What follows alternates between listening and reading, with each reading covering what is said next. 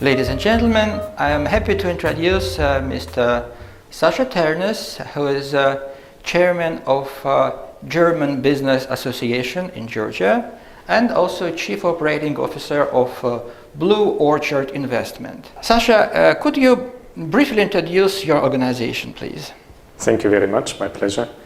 Yeah, the German Business Association is already active in Georgia since more than 12 years. We are one of the largest bilateral business associations, taking care about representing the German business interests in Georgia. We have roughly 200 members, and we are mainly providing service to them, market entry, studies, research, reports, but also provide a platform for networking and different other events. What are the main advantages of Georgia as an investment destination? Georgia, for sure, is a very attractive country. I mean, the first things that come to my mind is definitely the very central and strategic location. As the hub at the crossroad between Europe and Asia, I think it's a very important element, because with that position and with all of the different free trade agreements which have been established between Georgia and other countries, you can have an outreach to a market of more than 2.5 billion people. So such a small country with such a market access to many, many countries here in the region and all around, it's quite unique. And talking about people, I think that Georgians are a very pleasant and warm group of people with whom it's just very nice to work. So I think the country offers very nice opportunities in the location with the right people. It's a pretty good mix. You have such a vast experience in various investment projects in this region. What would you say about the demand and offer, if you can say, in this market? Are there any types of investment projects which are in a special demand here? If I would need to think about really the priority areas and sectors, I think that in Georgia, on the top of my personal list of priorities, I would see the area of production and manufacturing. We can later talk a bit more in detail why I think that this is also a good time for manufacturing and production.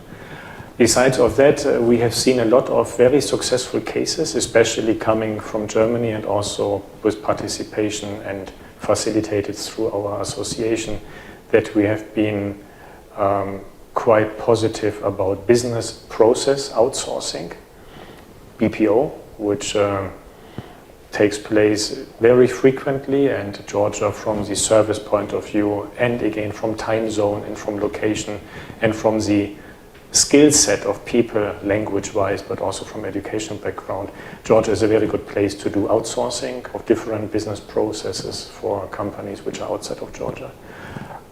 Here it's a big market, and as I said before, we have seen very successful cases. And also agriculture, in my opinion. Agriculture is a very interesting area. We see that in Georgia, more than half of the population is somehow employed in the agricultural sector, despite the fact that the part of agriculture in the GDP is very, very small. It's 7-8% approximately. Mm-hmm. So I think it's a huge sector that can be improved. There's a big potential. What makes things a bit difficult is that foreigners, especially if you talk about foreign investors, have certain restrictions in the acquisition of agricultural land. However, there are discussions with the authorities to make a process much easier and straightforward for investors to get special permissions. But in generally, the sector will be very important for Georgia to further develop. You mentioned that it's a good timing for investment projects now. Can you elaborate on this a little bit more? I think if we talk about today, we are taking this interview in August. We have seen the first wave of corona infections in the country, which in my opinion was handled and managed very professionally. Mm-hmm. So Georgia is one of the places in the world which can be pretty proud on the very low number of cases and the overall impact. So I think that Georgia as a destination can be definitely interesting for many people and investors, but we have also seen in this crisis that Georgia has a similar problem like many other countries as well, that in difficult times you can run into problems in your supply chain. And if you as a country are too dependent on imports, and unfortunately Georgia is importing a lot, I think that this moment now gives a lot of opportunity to do import substitution. Mm-hmm.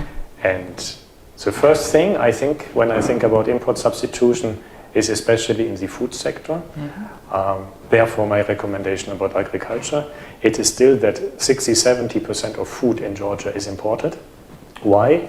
Despite of the fact that Georgia has such a rich nature, so many different climatic zones, so many different types of soil, microclimates.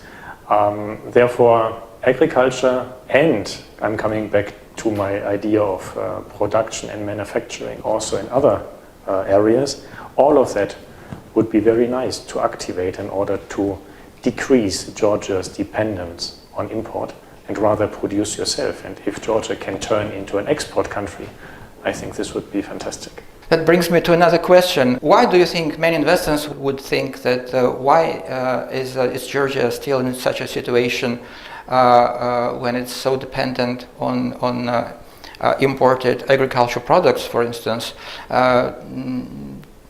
Were there perhaps any obstacles to investment in the past which are not in the place now? I think every investment, especially in production or even in agriculture, has a pretty long payoff period. Mm-hmm. So when you are living in such a dynamic environment, like in Georgia, where you could enter almost every business sector and generate nice business, nice turnover and nice profits in a rather short period of time, especially like importers do. You think short term, you bring something to the country, you sell it and you gain your income. So everything which is more long-term oriented has always caused questions with people and with investors. Why focusing long-term if at the end I can even make my income short-term? But this kind of thinking with our recent experiences, I am pretty sure it will change. Mm-hmm. And then it will change for the better also from macroeconomic perspective. Well, excellent. My last question is, what would you say to potential investor who is interested in this region but still hesitant and undecided? If there's really the interest of the investor about the region, then I think that it's a pretty clear case that Georgia is probably the best place to do business in this environment and in this region. I think undoubtedly it's a very strong place. Let me first try to elaborate when we always talk about the investor, because sometimes this can even scare off people.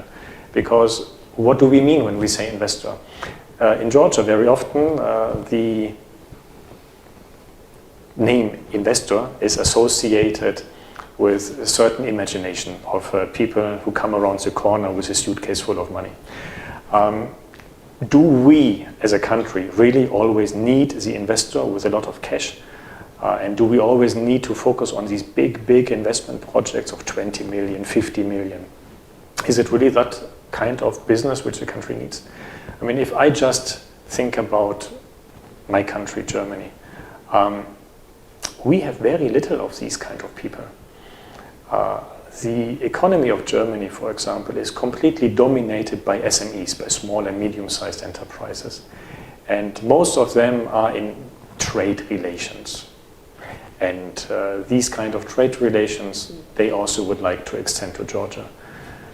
So I think that for Georgia and for further development, it is very important to enter into these kind of business relationships, even if there's not immediately like an investment behind it. Because what we can learn and what we can see from all these kind of relationships, that we need more than just money. We need training, education, we need technical know-how, technologies, all of that where you have a certain partnership. So a partnership between any foreign company and any local company, even if we don't consider them as investors, can be very much for the benefit. So just said about definition of investors. But generally, again, if anybody is not decided, my recommendation, besides of coming here and visiting the country, which of course I understand is maybe not too easy with current travel restrictions, but always make sure that you get in contact with some independent experts. If this is an association which has no business interest like ours, or if these are other kind of people from the network, I think it doesn't matter. As long as you can get recommendations, ideas, experience sharing from other professionals who can tell you pretty straightforward how things go. Because what I have seen, unfortunately, very often, that if people come unprepared and maybe then trusting wrong partners, things cannot always work out as you anticipated or as you wanted. So therefore, better you cross-check, you get independent advice, and then you start your business. That's very important. So what's your ideal investor, if there is such a thing? As I mentioned before, I think it is somebody with very strong business relations, which can bring the country forward.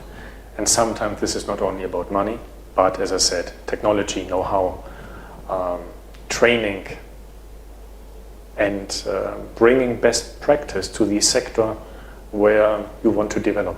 Thank you very much. If there is anything else you would like to add, you are welcome.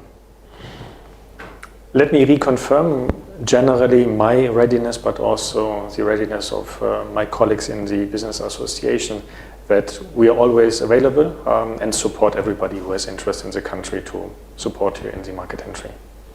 Thank you very much. Thank you.